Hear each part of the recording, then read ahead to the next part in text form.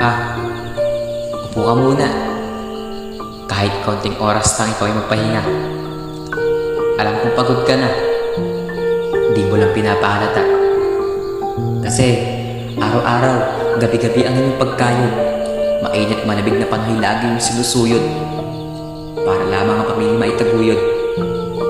Kaya pahinga ka muna pa upang may bisa ng pagod. Sipag at sikap ang katumbas ng bawat pawis. At pagkitsaga ang simbolo ng kamay niyong may bahid ng dungis. Lahat ng pagod at sakit ng katawan ay inyong tinitiis. Sapagkat magandang buhay lang naman sa pamilya ang inyong nais. Lahat ay hindahan mo sa sakripisyo itaya para sa itiginhawa ng inyong pamilya. Tahangad nyo lang naman na kami ay sumaya at iparamdam sa amin ang tunay na galak at ligaya. Habang tumatagal ay namumuti na rin ang inyong buhok. Mabilis na rin mangawit at mangalay ang inyong batok. Sa trabaho kasi lagi kayong tutok. At pag uwi ng bahay sinusupong agad kayo ng antok. Sa araw-araw ng paghahanap buhay, nasa isip niyo lagi ang mga gastusin sa bahay. Lahat ang daan niyong ibigay. Kahit walang kapalit na anumang bagay. Ano man ang panahon, umulan man umagyo, anong problema dulubyo. Kahit sumasakit na ang inyong ulo dahil sa mga perwisyo, patuloy pa rin ang inyong sakripisyo.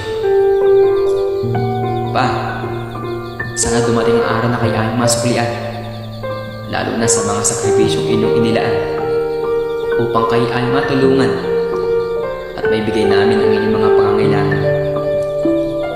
Mag-ingat ka po lagi sa trabaho. Anong pagsubok, huwag ka magpapatalo. Alam ko, araw-araw kayong ganado, lalo na tuwing kayo mag-esweldo. Ang iyong bawat tawid walang katumbas. Tuwa't saya na aabot hanggang langit ang taas. At mga lungkot na agad mong pinapalipas. Sapagkat ang mga anak mo ang nilakas. Karapat-dapat lamang kayo pagmalaki sa lahat. Kaya ito'y tulay sinulat upang iulat na kayo walang katapat. At ang mga sakripisyo niyong higit pa sa sapat. Hindi man kayo perpekto, nagkakamali din bilang tao. Ngunit kahit na ganun hindi ko'y kinakaila sa mundo na kayo ang naging ama ko. Salamat sa inyong pagsisilbi. Salamat sa inyong pagiging haligi. Hindi ka nagkulang dahil nariyan ka palagi. At salamat sa lahat ng ginawa niyo mabuti. Salamat sa mga ginawa niyo hindi na mabilang. Dahil alam naman namin na kailan mo hindi ka nagkulang. At pagmula na kami maisilang, ginawa niyo ng lahat para sa amin bilang isang magulang. Sa pag-andar ng ating storya, tayo na atiling isang buong pamilya. Lahat ang pagsubok ay ating kinakaya. Gaano man kalaki ang problema.